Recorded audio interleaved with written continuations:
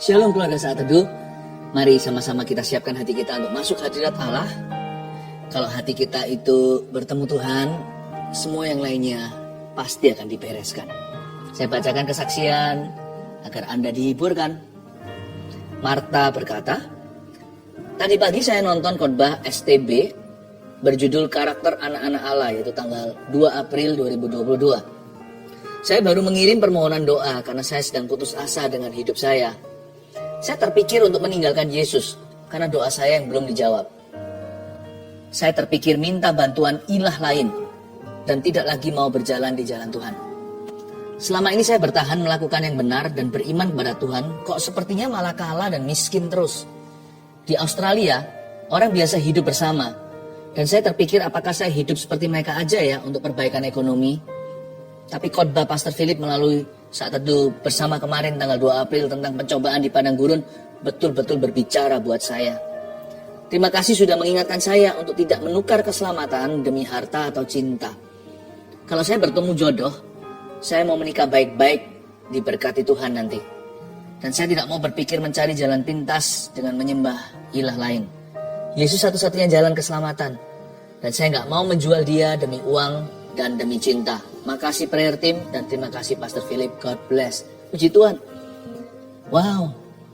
Kalau bukan Tuhan ya, nggak ada orang yang bisa membuat komitmen setulus ini. Saya percaya Tuhan mengasihi kita. Tuhan ajari kita semuanya untuk berjalan dalam kebenaran. Lisa Ningtyas. Saya ingin menyampaikan rasa syukur setelah didoakan oleh Pastor Philip di acara Saat Teduh bersama beberapa waktu yang lalu. Ketika itu Pastor Philip mengucapkan doa untuk seseorang yang kakinya agak pincang ketika berjalan. Kebetulan kaki saya memang agak pincang saat jalan karena kadang sakit setelah operasi lepas pen di kaki kanan. Akibat kecelakaan sampai tulang kaki saya pecah. Operasi memang sudah lewat beberapa bulan lalu. Tapi kalau aktivitas terlalu banyak, kaki kanan masih sakit dan jalannya jadi pincang karena menahan sakit itu. Waktu itu saya nggak tahu doa itu untuk saya atau untuk orang lain, tapi saya tetap imani doa itu untuk saya. Saat itu juga saya berdiri lalu berjalan dan puji Tuhan sakitnya hilang. Sampai sekarang pun kondisi kaki saya jauh lebih baik meski banyak aktivitas. Kalaupun ada sakit, itu hanya sedikit dan tidak sampai terpincang-pincang jalannya. Terima kasih Tuhan Yesus. Haleluya. Dian dari CGB35. Ini anggota sel group sudah ya. Shalom Pastor Philip dan tim Saat Teduh bersama. Saya ingin menyaksikan mujizat kesembuhan yang saya alami. Pada pertengahan Desember saya didiagnosa oleh dokter kanker paru. Saya didiagnosa oleh dokter kanker paru stadium 1. Saya jadi takut dan khawatir. Namun saya terus berdoa dan percaya bahwa Tuhan sanggup dan Tuhan mau menyembuhkan saya. Dan pada saat saya mengikuti Saat Teduh bersama, di akhir acara pastor mengatakan bahwa ada seorang yang mengalami sakit di paru-parunya. Sembuh di dalam nama Tuhan Yesus. Saya imani segera dan percaya bahwa mujizat itu adalah untuk saya. Saya jadi lebih kuat dan tidak takut maupun khawatir lagi. Dan makin yakin dan percaya bahwa Tuhan Yesus sudah sembuhkan saya. Pada akhir Januari saya memeriksakan diri ke dokter spesialis paru-paru. Dan saya disarankan untuk CT scan. Puji Tuhan hasilnya paru-paru saya baik dan tidak ada kanker. Saya kembali lagi ke dokter paru-paru dan diperiksa di laboratorium untuk memastikan lagi apa ada sel kankernya. Dan puji Tuhan hasil lab pun baik semua, tidak ada kanker dalam tubuh saya. Oleh bilur-bilur Tuhan Yesus, saya sudah disembuhkan. Haleluya, puji Tuhan, Tuhan Yesus teramat baik. Terima kasih Tuhan Yesus. Terima kasih pastor dan tim yang selalu setia melayani. Kiranya Tuhan Yesus memberkati kita. Amin. Haleluya. Berbagai rupa-rupa mujizat, satu Tuhan yang melakukannya, yaitu Yesus Kristus. Bukan hanya kesembuhan fisik, Tuhan juga memulihkan hati seperti tadi, memberi kita komitmen yang baru dan hidup yang diperbaharui. Saya ajak kita semuanya memejamkan mata dulu. Tuhan Yesus, basuh kami dengan darah-Mu waktu kami masuk hadirat-Mu. Ampuni segala dosa kesalahan kami. Beri kami roh dan hati yang benar untuk bertemu dengan Tuhan. Kasih kami roh konsentrasi. Siapkan hati kami ya Bapa Surgawi. Dalam nama Yesus. Amin. Betapa manisnya kata-kata dan kalimat dari lagu ini Tuhan. Kami diingatkan bahwa di waktu Tuhan segalanya menjadi indah. Ajari kami untuk tidak terburu-buru maupun tergesa-gesa ketika masuk hadirat Allah. Kami tahu kami sedang dibentuk oleh Engkau. Kami serahkan hidup kami ke dalam tangan-Mu. Mohon Tuhan selalu bekerja dan pegang kendali atas hidup kami. Sampaikan sabda-Mu Tuhan, Engkau sungguh-sungguh membela orang-orang yang hatinya benar di hadapan-Mu. Dan biarkan hati kami Kau luruskan ketika masuk hadirat-Mu. Sucikan, kuduskan kami semua. Tutup bungkus dengan darah Yesus, sembunyikan hamba-Mu di balik salib-Mu. Dalam nama Yesus. Amin. Puji Tuhan. Mari kita sama-sama mengejar satu hal ini, jangan kejar berkat. Kejar hati yang benar. Yes, give me a clean heart. Doa Daud kan begitu. Beri kepadaku hati yang bersih. Kalau hati kita benar ya, Tuhan yang take care semuanya nanti. Semua akan dibereskan oleh Roh Kudus. Saya kasih judul, apa yang saya mau sampaikan hari ini, temanya begini. Tuhan pembela orang benar. Ya, Tuhan pembela orang benar. Mazmur 37, mari kita buka bersama-sama.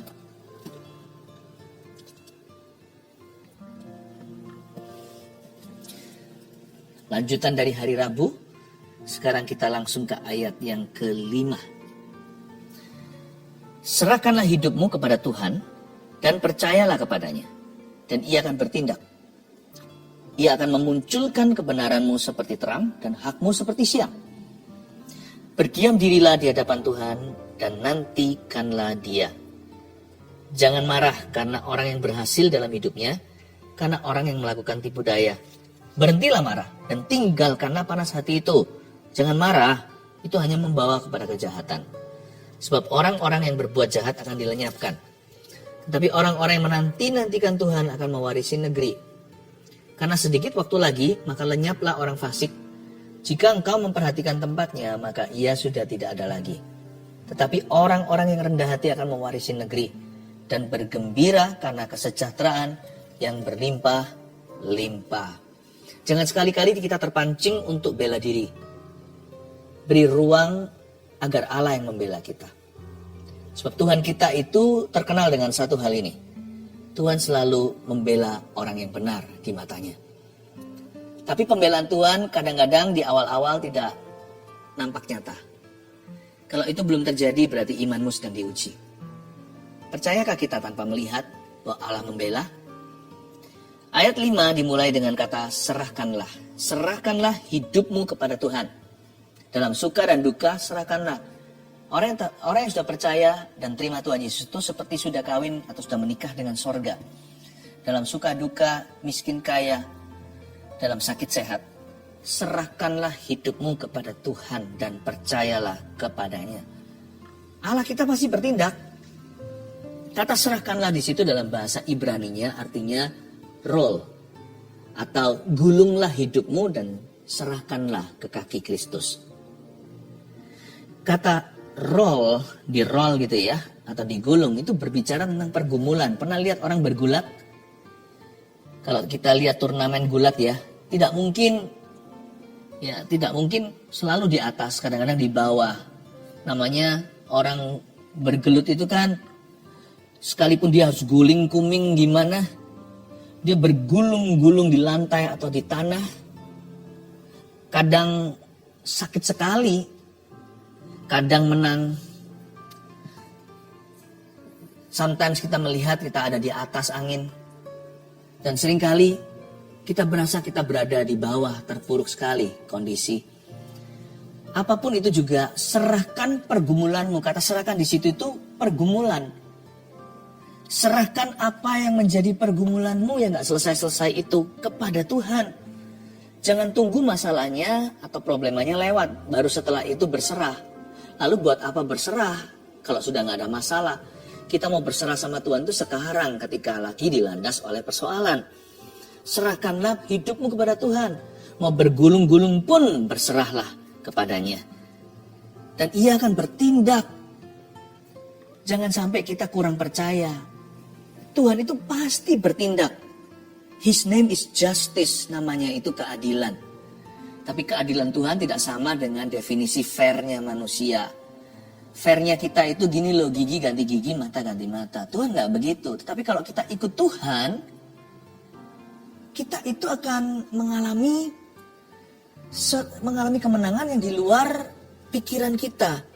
Waktu kita serahkan hidup kita pada Tuhan, kita gak tentu selalu menang atas segala keadaan langsung instan. Tetapi ujungnya itu adalah kemuliaan. Ada maksud Allah di balik segala perkara. Ada rencananya yang ajaib bagi orang yang percaya. Serahkanlah hidupmu kepadanya dan percayalah dia bertindak. Jangan sekalipun kita bimbang dan ragu kalau Allah itu pembela orang-orang yang benar. Ia akan memunculkan kebenaranmu seperti terang. Nanti itu dari pihak Tuhan. Tuhan yang memunculkan, tidak perlu bantuan. Semua akan indah pada waktunya. Di waktu Tuhan yang tepat, Tuhan akan membela hak kita. Dan hakmu itu akan dimunculkan seperti siang. Kalau kita baca ayat 5 dan ayat yang ke-6 ini, poin pertama tuliskanlah. Tuhan pembela orang benar itu, lalu poin 1 ini bagian kita. Jangan bela diri. Karena promosi itu datangnya dari Tuhan. Nanti Tuhan yang memunculkan. Promosi itu tidak perlu bala bantuan. Tuhan tahu apa yang dia perbuat dalam hidupmu. Sekalipun sekarang sepertinya Anda sedang bergulung-gulung. Anda berada di posisi bawah. Tapi gak akan selamanya. Percayalah, Allah kita akan bertindak. Jangan bela diri aja. Kalau kita bela diri kita sebelum waktu Allah, nanti semua jadi komplikasi. Jangan bela diri. Percayalah, promosi tidak datang dari timur dan barat atau kanan dan kiri. Promosi itu datangnya dari atas, dari tempat yang maha tinggi. Allah tahu bagaimana menilik kesengsaraan umatnya. Jikalau hati umatnya benar, Allah tidak akan membiarkannya. Tidak selamanya dibiarkan orang benar itu goyah. Tidak akan pernah dibiarkan selama-lamanya kaki kita goyang. Jangan bela diri, yang penting jaga hati. Kalau hati kita benar, sudahlah Tuhan akan take care. Sisanya Tuhan yang akan atur segalanya. Dan Tuhan itu jagonya untuk meluruskan yang difitnah. The Lord always clears the slandered. Tuhan selalu meluruskan yang difitnah. Kalau kita tahu apa yang dilontarkan tentang kita, apa yang orang bicarakan tentang kita itu nggak betul, ya udah, nggak usah ganggu damai sejahteramu. Udah urusannya dengan Tuhan Yesus, berkati saja orang-orang itu. Kalau Anda berkati mereka, nanti sisanya tinggal Tuhan urusi dirimu.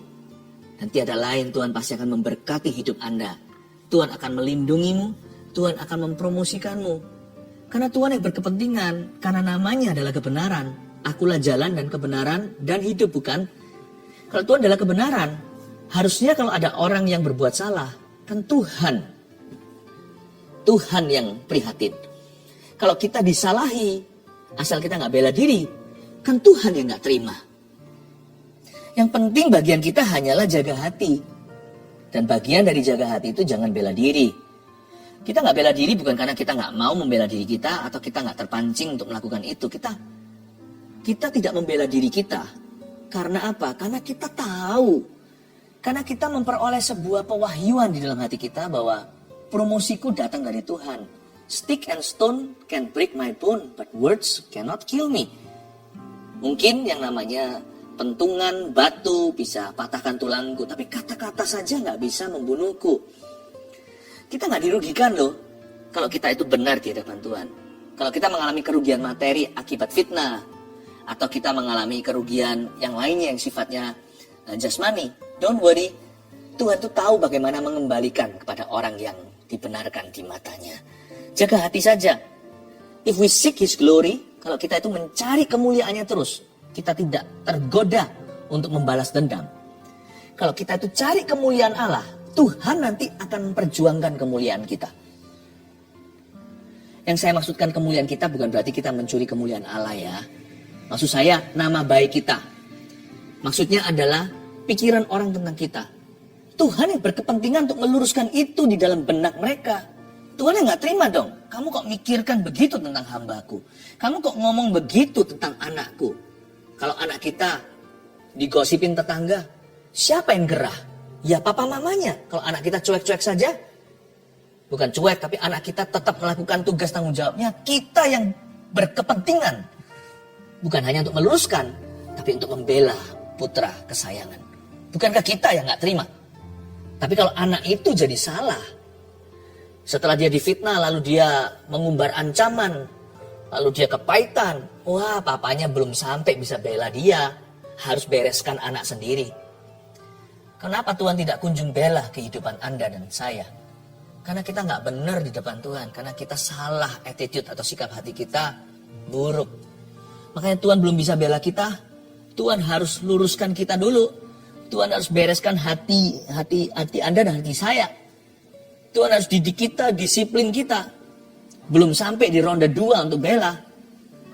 Tuhan kita buat seolah-olah kewalahan sama kitanya. Bukan sama musuh-musuh kita. Makanya Allah tidak bela. Kalau Allah bela kita semakin salah. Nanti kita syukuri, ya kan, tahu rasa. Ya kan, kamu ambil gigiku, sekarang aku cabut gigimu. Tuhan akan balaskan mata ganti mata. Nah, tambah salah kita. Buat apa dibela? Kalau dibela jadi tersesat. Tapi kalau orang itu hatinya benar sama Tuhan, Allah yang bela. Karena itu poin nomor 1, jangan lupa. Tuhan pembela orang benar, iya. Tapi tugas kita adalah jangan bela diri. Karena promosi kita itu datangnya dari Tuhan. Ayat 7 dan ayat 8. Berdiam dirilah di hadapan Tuhan dan nantikanlah Dia. Jangan marah karena orang yang berhasil dalam hidupnya. Karena orang yang melakukan tipu daya. Berhentilah marah dan tinggalkanlah panas hati itu. Jangan marah. Itu hanya membawa kepada kejahatan. Ayat 7 dimulai dengan kata berdiam dirilah di hadapan Tuhan. Itu bukan berarti kita nggak ngomong apa-apa. Enggak ya. Tanggung jawab kita ada. Jikalau kita bisa meluruskan sesuatu, harus. Misalnya kalau kita melihat satu kejahatan lalu kita diam saja, kita ikut salah loh. Berarti kita condone atau berarti kita setuju dengan orang itu.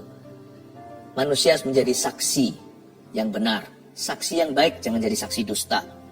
Berdiam diri bukan berarti tutup lidah bibir atau mulut kita. Berdiam diri itu artinya bicara seperlunya. Karena di sini bukan berdiam diri di hadapan manusia. Berdiam diri di hadapan Tuhan. Artinya tenang hatinya. Nantikanlah Dia. Jangan nafsu. Berdiam diri dulu. Tata kata-katamu. Sebelum satu kalimat muncul, pikirkan 7 opsi yang lain. Supaya nanti ketika kata-kata keluar dari lidah bibir kita itu tepat guna, bukan yang gegabah. Mikir dulu sebelum berkata-kata. Itu maksudnya berdiam diri di hadapan Allah. Bukan hanya itu, disuruh berhenti marah. Jangan muring-muring. Ya, tinggalkan panas hati itu. Kalau yang panas hati sudah kepancing. Jangan marah, jangan umbar kemarahan apalagi. Itu hanya membawa kepada kejahatan. Bahkan di Alkitab dikatakan begini. Barang siapa langsung melampiaskan amarahnya dan unek-uneknya, orang itu kurang bijaksana. Bahkan Alkitab di kitab Amsal mengatakan bodohlah orang yang demikian. Makanya itu poin nomor 2. Karena kita tahu Tuhan adalah pembela orang benar. Nomor 2 adalah jangan banyak bicara untuk menjelaskan ketika emosi. Belajar berdiam diri, jangan kepancing dengan keadaan. Kalau kita sudah sempat terpancing 1 langkah, jangan masuk ke langkah berikutnya. Kalau sudah 3 langkah salah, ya sudah. Selalu ambil 1 langkah sebelum salah lagi. Kalau kita sudah 5 kali salah, ya jangan ke-6. Nggak ada salahnya dan tetap mulia sekalipun kita tadinya salah untuk kembali rewind, tarik ke belakang. Untuk berbalik arah dari salah ke benar, itu termasuk kemuliaan Tuhan. Jangan merasa, sudah terlanjur, tancap gas, hajar sampai habis. Itu orang yang tidak bertobat hatinya atau orang yang bebal sifatnya. Salah pun masih bisa kita undo kok, masih bisa being undone, masih bisa kita bisa kembalikan ke posisi yang benar. Tuhan itu selalu sertai orang yang bertobat. Tuhan sertai mereka yang sempat emosi lalu mau sabar lagi, itu Tuhan pasti akan sertai. Tidak pernah salah untuk berkata I'm sorry, aku tadi emosi. Ada Tuhan dalam perkataan atau kalimat itu. Meskipun orang lain bisa berkata sorry gitu ya. Mudah bagi kamu berkata maaf begitu aja. Orang mau maafkan atau tidak, kalau hati Anda tulus, itu diterima oleh Yesus. Nanti situasi suasananya akan pasti reda karena jawaban yang lembut itu meredakan amarah. Tapi yang penting di sini adalah hikmatnya begini. Jangan banyak bicara untuk menjelaskan saat atau ketika Anda emosi. Cease from words of self-defense. Berhenti untuk mengucapkan kata-kata yang berupa pembelaan diri. Seperlunya aja. Berhenti sampai fakta. Kalau Anda bicara, apalagi saat emosi, tidak perlu menggiring opini. Anda beritahu iya di atas iya, tidak di atas tidak. Karena firman Tuhan berkata di kitab Yakobus, di surat itu tertulis dengan jelas, lebih dari itu datangnya dari setan, atau alias mudah terpancing dan masuk jebakan. Disitulah yang namanya blunder itu terjadi. Cease from speaking words of self-defense. Saya sendiri punya satu kebiasaan, kalau giliran saya yang diuji di area ini, maka biasanya paling cepat mingguan jikalau bukan bulanan. Bahkan 3 tahun kemudian baru akan saya speak up dan berbicara tentang hal-hal tersebut. Saya tidak mudah untuk langsung begitu. Gak gampang. Saya belajar untuk memiliki ruang doa bukan di rumah saya tapi di hati saya. Saya punya satu private closet, atau saya punya closet pribadi dengan Tuhan Yesus. Ketika saya merasa bahwa emosi saya mulai naik, saya cepat lari masuk, tutup pintu di hatiku itu dan berteriak pada Tuhan Yesus dan berkata, aku diam dulu. Aku berdiam diri dan aku akan menantikan Tuhan. Bukan menantikan pembalasannya, bukan.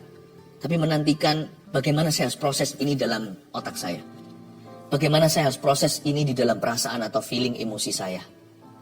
Dan bagaimana saya harus menaruh ini dalam kata-kata untuk menjelaskan kepada siapa seperlunya. Dan apa yang harus saya jelaskan hanyalah seperlunya. Nggak semua orang punya self-control kayak gitu. Saya pun belajar, tambah tahun tambah semakin bisa. Dulu saya jebol-jebolan, sekarang semakin dewasa iman, semakin mudah untuk melakukan itu. Bukan berarti sudah sempurna, semua kita masih bisa loh ya, yang namanya bendungan bocor lagi. Itulah sebabnya buah roh salah satu yang penting sekali ditaruh di nomor 9. Kalau enggak nanti buah roh yang nomor 1 sampai nomor 8 bocor semuanya kalau tidak ada yang namanya self-control atau pengendalian diri. Penguasaan diri itu penting sekali. Normally, secara lumrahnya, biasanya, normalnya, saya secara pribadi nggak langsung terus begitu. Bodohlah orang yang langsung menyampaikan unek-uneknya. Saya biasanya simpan dulu, dan saya lihat positifnya. Lalu saya berdoa sama Tuhan, dan beri waktu. Waktu tidak menyembuhkan, tapi waktu bisa mencegah yang namanya gegabah. Saya kasih waktu dulu. Seperti orang kalau mau ngamuk gitu, marah gitu, hitung sampai 10. Saya nggak hitung sampai 10. Saya 10 kali doa dulu. Mungkin berhari-hari kemudian, minggu-minggu, bulan-bulan, atau tahun. Lalu saya baru mengerti maksud Tuhan di balik semuanya. Barulah saya menjelaskan selengkapnya. Saya dorong Anda juga sama. Jangan sampai kita banyak bicara. Dalam banyak bicara ada banyak kesalahan. Apalagi untuk menjelaskan diri sendiri saat emosi. Berdiam dirilah. Nantikan dia. Jangan marah. Itu hanya membawa kepada kejahatan. It's useless. Bukan hanya percuma tak berguna. Itu hanya menjebak Anda. Siapa yang menjebak Anda? Anda sendiri. Siapa yang menjebak kita? Kita sendiri menjebak diri sendiri. Bahayanya lidah itu loh. Lidah itu disulut api. Disulut neraka kata Yakobus. Karena itu kalau kita lagi emosi, silence is golden. Kalau hati kita sudah rasanya lepas kendali, diam itu emas. Karena waktu kita diam, sekalipun hati kita sudah sempat bodoh, tapi nggak sampai keluar dari mulut lidah bibir kita, tetap kita bisa bijaksana di luar sana. Menunggu sampai hati kita catch up atau menyusul roh yang bijak itu. Ayat 9, sebab orang yang berbuat jahat akan dilenyapkan. Wah, ini langsung terus terang ya. Orang jahat pasti akan lenyap. Orang jahat pasti akan lenyap. Saya ulang lagi, orang jahat pasti akan lenyap. Tetapi orang-orang yang menanti-nantikan Tuhan akan mewarisi negeri. Nah pertanyaannya, kita orang jahat atau orang yang menantikan Tuhan? Mungkin orang baik, tapi ketika kita dijahati sama orang, kita jadi jahat nggak? Jadi sama nggak sama mereka? Atau kita tetap menjadi orang yang menantikan Tuhan? Nah susahnya di sini kan. Jadi orang yang mewarisi negeri yang menanti-nantikan Tuhan itu ujiannya ronde 1 nggak cukup, ronde 2. Ya. Apakah kita jahat dari sononya? Apakah kita sudah baik dari awal? Kalau kita baik dari awal tetap harus waspada. Karena orang baik bisa berubah jadi jahat ketika dia dizolimi, ketika dia dijahati. Apakah kita itu terpancing keluar dari zona Allah? Orang yang menanti-nantikan Tuhan akan mewarisi negeri. Itu yang jadi janji, saya pegang terus. Aku akan tetap di sini, ku ingin tetap di sini, menikmati bait-Mu. Aku tidak mau keluar dari hadirat-Mu. Sekalipun setan sudah pancing-pancing, ayo ke sini, ayo ke sini. Dengan membalas saya akan keluar dari lingkaran Allah. Dengan benci saya akan keluar dari lingkaran ilahi. Ya. Dengan kepahitan saya jelas-jelas bukan hanya keluar, saya akan jatuh ke bawah. Saya mau tetap pegang teguh karena saya tahu saya akan mewarisi negeri. Dan pikiran ini saya simpan dalam benak hati sanubari. Orang jahat pasti akan dilenyapkan. Itu bukan urusanku, itu urusan Tuhan. Karena sedikit waktu lagi ayat 10. Maka lenyaplah orang fasik. Jika engkau memperhatikan tempatnya, coba lihat tempatnya. Maka ia sudah tidak ada lagi. Kok bisa? Bukannya orang jahat tambah banyak. Oh banyak. Tapi jangan lupa loh, saya tetap percaya dan beriman orang baik lebih banyak. Sebanyak-banyaknya serigala di dunia ini, mana lebih banyak, serigala atau domba? Coba ada hitung, domba sama serigala jumlahnya lebih banyak mana? Lebih banyak domba. Tinggal Anda mau lihat kejahatan atau kebaikan. Udah itu aja. Dan serigala itu memang kuat. Serigala itu predator, dia ganas. Tapi kalau domba itu kan hewan piaraan, ternak maksud saya, itu kan hewan jinak, domba ya. Meskipun serigala jahat, domba itu yang lunak. Tapi lebih banyak domba di dunia ini daripada serigala. Ayat ini menubuatkan suatu hari kita akan melihat serigala terakhir akan mati. Saya nggak tahu itu kapan terjadi, ketika Tuhan Yesus datang kembali tentunya. Kita akan melihat the day will come when the last wolf will be dead. Seluruh sejarah manusia ini berujung pada janji nubuatan Allah. Di kitab Wahyu sendiri dijelaskan dengan sangat nyata bahwa domba-domba akan Tuhan selamatkan, kambing-kambing akan Tuhan hukum. Dan serigala-serigala di dunia ini tidak akan luput dari hukuman Allah. We shall see the day. Kalau kita mati dulu, suatu hari kita tetap akan melihat firman ini digenapi. Tapi kalau kita belum mati, Tuhan datang, kita akan melihatnya dengan kasat mata. Akan ada serigala terakhir yang akan mendengar pepatah ini. Akan keluar kalimat dari mulut Allah, enyahlah. Enyahlah ke dalam lautan api. Aku tidak mengenalmu, hai si pembuat jahat. Malah menurut saya, kalau saya mendengarkan ayat ini sekali lagi saya bacakan. Jika engkau memperhatikan tempatnya, maka ia sudah tidak ada lagi. Kalau pikirkan kejahatan mereka, rasanya tahu rasa. Tapi kalau saya mikirkan, mempertimbangkan dari sisi jiwa mereka, malah keluar belas kasihan loh. Jadi masuk akal ketika Yesus berkata, doakan mereka yang mengutukimu, berkati. Saya waktu baca begini, saya merasa kasihan. Buat apa sih orang-orang itu binasa? Bukankah lebih baik kalau mereka bertobat? Tuhan tidak senang dengan kebinasaan mereka. Tuhan lebih senang pertobatan mereka. Kalau saya baca lagi, karena sedikit waktu lagi maka lenyaplah orang fasik. Hati saya seperti tergesa-gesa untuk memenangkan jiwa-jiwa. Untuk memberitakan kabar keselamatan. Supaya orang-orang jahat berubah. Supaya orang-orang berdosa bertobat. Waktunya sudah sedikit. Kalau kita perhatikan tempatnya, sudah nggak ada lagi mereka di sana. Aduh, orang-orang ini dulu juga waktu bayi kan masih innocent. Kalau Anda lihat semua bayi itu kan, aduh semuanya bersih. Setiap bayi-bayi yang lahir di dunia itu, kelihatan mereka itu seperti manusia di waktu suci-sucinya. Sebelum mereka jadi jahat, apa yang terjadi di tengah-tengah saya nggak tahu dalam sejarah hidup mereka. Saya merasa masyiku hati saya. Jika kita memperhatikan tempat mereka, mereka sudah tidak ada di situ lagi suatu hari. Saya ngerti bahwa orang jahat akan dilenyapkan, tapi hati saya nggak bahagia. Hati kita harus selalu berdoa untuk mereka yang jahat supaya mereka bertobat. Tetapi orang-orang yang rendah hati akan mewarisi negeri. Kata rendah hati inilah meekness. Lemah lembut dan rendah hati, mereka akan mewarisi negeri. Hati saya itu dulu nggak begini. Hati saya dulu itu pendam dan berasa. Saya nggak gampang ampuni orang lain, jangankan ampuni orang lain, ampuni diri saya sendiri pun saya nggak mampu dah. Nggak mampu zaman dulu. Tapi ketika saya semakin dekat sama Yesus, semakin kenal Tuhan, hati kita yang keras itu dilembutkan, dan hati kita yang angkuh menjadi rendah hati. Yang saya maksudkan mik tadi, hati yang rendah hati, itu hati yang saya jelaskan barusan. Bukan lagi marah melihat orang jahat, tapi saya bisa terbeban untuk mendoakan agar mereka bertobat. Tapi orang-orang yang rendah hati akan mewarisi negeri. Jaga hati yang kayak gitu. Saya mau punya hati yang seperti ini. Saya nggak mau punya hati seperti zaman dulu. Hati seorang pembunuh, seorang pembenci, seorang pengumpat Tuhan. Saya nggak mau. Saya mau punya hati kayak gini. Makanya saya terus masuk hadirat Allah. Karena saya tahu ketika saya dekat sama Tuhan, saya berubah. Tapi orang-orang yang rendah hati akan mewarisi negeri dan bergembira karena kesejahteraan yang berlimpah-limpah. Suatu saat, semua serigala akan punah. Yang tersisa adalah domba yang akan tetap makan di rerumputan. Tetap akan ada domba yang memenuhi seluruh bukit-bukit di bumi. Dan semua serigala akan dihapuskan. Ini bukan bicara tentang animal kingdom atau dunia hewan. Saya bernubuat bicara tentang orang baik dan orang jahat. Someday, heaven, sorga akan tetap ada selama-lamanya, di mana orang-orang benar dan orang-orang yang baik itu yang diselamatkan bukan karena kesalehan mereka atau kebaikan amal sosial mereka, tapi diselamatkan karena kebaikan Yesus di kayu salib.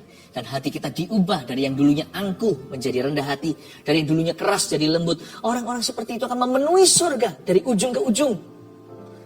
Tapi di neraka, semua orang-orang berdosa yang tetap jahat hatinya akan meringkuk di sana dalam lautan api forever and evermore. Tidak terdengar lagi, selama-lamanya terpisah dari anak domba Allah dan pengikutnya. Lihat ya, secara nubuat, domba akan memenuhi all the hills, semua bukit yang permai. Serigala no more, tidak akan ada lagi. Dengan pewahyuan ini, lebih gampang saya untuk berdiam diri. Lebih gampang saya untuk tidak membela diri. Lebih gampang saya untuk berdoa bagi mereka yang jahat. Karena saya tahu promosiku, upahku datang dari Tuhan. Poin nomor 3. Karena Tuhan pembela orang benar. Percayalah Tuhan balas setiap orang menurut perbuatannya.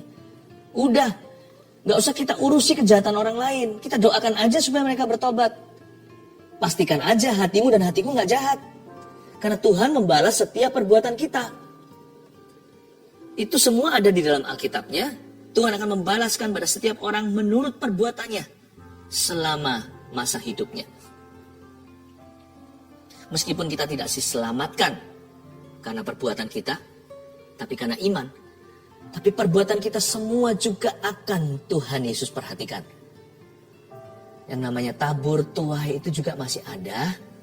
Bukan keselamatan ya, bicara soal upah. Jadi berarti yang namanya setiap kelakuan kita di dunia ini, it all matters. Semuanya itu penting. Karena saya tahu bahwa Tuhan itu membalas setiap orang menurut perbuatannya. Udah, sibuk aja menilai perbuatanmu sendiri. Pastikan kita jangan berbuat jahat. Pastikan kita melakukan apa yang dikenan dan apa yang merupakan kehendak Allah. Kalau kita giliran yang dijahati, percayakan pada Tuhan. Lakukan bagianmu, fokus pada tugasmu di depan. Sebab Tuhan akan membalas setiap orang menurut perbuatannya. Jikalau Anda berbuat apa yang baik dan benar di mata Allah, upahmu dan promosimu datang dari Tuhan. Jikalau orang lain menjahati Anda, udah dia urusan Tuhan. Tuhan tidak akan biarkan orang begitu lolos. Semua pasti akan diseret ke pengadilan. Dengan pewahyuan itu lebih gampang untuk saya tidak membela diri. Lebih gampang untuk saya mengampuni.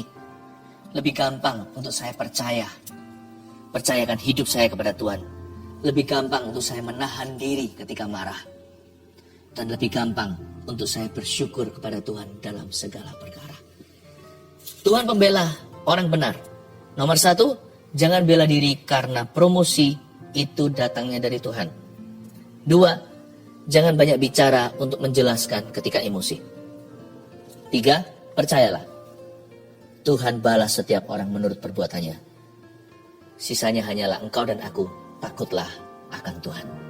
Mari kita masuk ke hadirat Allah. Serahkan hidup kita. Bergulung semuanya ke kaki Tuhan Yesus. Allah kita yang membela. Saya tergerak sekali untuk mendoakan setiap keluarga saat teduh yang sedang dalam lawsuits. yang sedang dalam perkara hukum.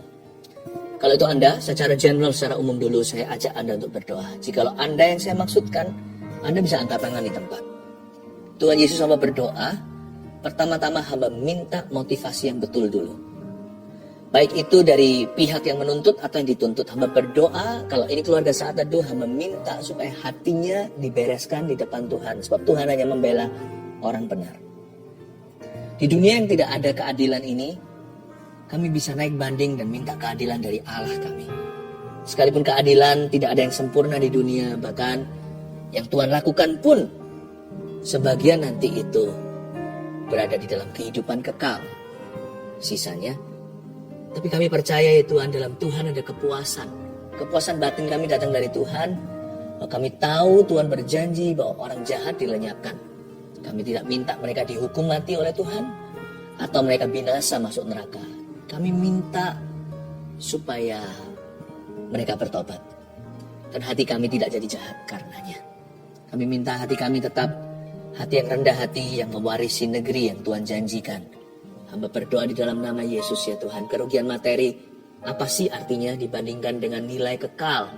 Jikalau kami hari ini terpancing keluar, kami tidak mau kehilangan sesuatu yang sifatnya kekal Tuhan. Hamba berdoa, hati biarkan dibereskan dulu di antara keluarga Saat Teduh. Dan hamba berdoa minta kemenangan di dalam nama Yesus ya Tuhan. Bagi mereka yang dirugikan, bagi keluarga Saat Teduh yang sekarang dihimpit oleh masalah beginian, hamba minta jalan keluar dari Engkau di dalam nama Yesus Kristus. Ada satu keluarga Saat Teduh yang sedang dituntut. Tuntutan ini gak masuk akal, sebenarnya sesuatu yang diada-ada. Dan Tuhan berkata begini, yang ini purely murni, Anda gak salah. Dan Tuhan berkata seperti ini, saya rasakan dalam roh saya. Nanti ya, orang tersebut sekalipun uangnya banyak, dia minta tolong kiri kanan pun gak ada yang mau. Karena Anda dihormati oleh banyak orang. Meskipun susah dipercaya di dunia yang bengkok ini, masa ada sih tanpa money bisa menang sesuatu? Dalam hal ini mujizat Tuhan berlaku. Orang-orang yang dimintain tolong nanti, bagaimanapun juga ada benang merahnya. Dan orang-orang itu tidak bersedia apa-apain Anda. Karena Anda adalah orang yang dihormati. Saya rasa ini kasusnya agak besar. Saya merasakan ini kasusnya agak besar. Kayaknya masing-masing ini adalah figur tertentu di dunianya. God be with you, my friend, di dalam nama Yesus. Ada satu lagi keluarga Saat Teduh, yang ini Anda yang salah. Anda menuntut sesama saudara seiman hanya karena Anda itu panasan hati. Drop it. You drop it. Because you're gonna win this case. Anda akan menang kalau diteruskan kasus ini. Karena Anda punya koneksi aduhai dibanding orang itu gak ada apa-apanya. Tapi kalau Anda teruskan, Anda mengundang hukuman. Sebentar lagi, setelah Anda menang, tak lama lagi, maut akan mengetuk pintumu. Don't do that. Jangan menguji atau mencobai Tuhan. Ada satu lagi keluarga Saat Teduh, Anda salah. Dan sekarang Anda dalam kasus. Dan Anda tidak bisa keluar. Dan Anda sedang akan disidang. Dan Anda memang pernah salah, tetapi sekarang Anda sudah bertobat. Di dalam penjara hidup Anda itu, Anda menemukan kembali maksud ilahi. Jangan takut, Tuhan akan memberimu keringanan, akan ada kebajikan kemurahan, meskipun tetap ada konsekuensi yang jalan. The Lord be with you. Tuhan hamba berdoa untuk semua yang lagi mengalami kasus ini, kasus itu. Tuhan tolong. Tuhan membela orang benar, dan Tuhan juga meluruskan hati anak-anaknya yang salah. Terima kasih Tuhan, hamba tidak minta hukuman siapa-siapa. Hamba minta roh pertobatan. Dan hamba minta kebajikan kemurahan ya Tuhan, bagi mereka yang saat ini disalahi. Berikan pada kami semua hati yang mudah mengampuni. Mari semua keluarga Saat Teduh pegang dadanya seperti ini. Kasih kami hati yang legawa, hati yang luas, yang lebar seperti mansion, seperti istana. Kalau soal mengampuni dan melepaskan pengampunan dan memberkati, menaruh bara api, keluarga Saat Teduh jagonya, keluarga Saat Teduh expertnya, ahlinya. Dalam nama Yesus. Terima kasih Tuhan. Mari sekarang ulurkan tangan, kita berdoa untuk setiap permohonan doa yang sudah masuk di sini. Tuhan Yesus jamah. Yang sakit kau sembuhkan dalam nama Yesus. Roh najis pergi dari keluarga itu. Tinggalkan meja makan orang itu. Hai roh kebangkrutan. Dan hamba berdoa Tuhan Yesus, tolong setiap orang yang dalam hutang piutang. Dan setiap ya Tuhan keluarga Saat Teduh yang sekarang sakit atau keluarga mereka yang sakit. Hamba berdoa minta healing dari Tuhan Yesus. Dalam nama Yesus. Letakkan tanganmu. Saya melihat ada benjolan. di balik kuping telinga seseorang seperti ini di leher atas. Benjolan itu awal-awal berapa bulan yang lalu hanya seperti cermai, kecil begitu, kecoklatan. Sekarang jadi besar, seperti cherry yang agak kecil, tapi segede cherry itu, dan kemerah-merahan. Dan tentunya bukan hanya mengkhawatirkan, itu jelas-jelas suatu penyakit yang ganas. Saya berdoa di dalam nama Yesus sekarang, kalau itu Anda sekarang yang saya maksudkan, pegang aja benjolan itu. Aku tengking dalam nama Yesus, itu akan kering, dan itu akan menyusut, itu akan mengurut. I rebuke you, Tuhan menghardikmu, hai benjolan, di dalam nama Yesus, sakit penyakit, aku patahkan kering sampai ke akar-akarnya, aku kutuki seperti Tuhan mengutuki pohon ara, kering sampai ke akarnya. Lepas dari badan orang itu. Terlepas sekarang. Layu, kering, terlepas. Di dalam nama Yesus Kristus. Haleluya, amin. Kalau itu Anda yang saya maksudkan, Anda beritahu kami ya, supaya saya tahu Anda di mana, namanya siapa. Dan mujizat ketika terjadi, saksikan itu untuk menguatkan orang lain juga.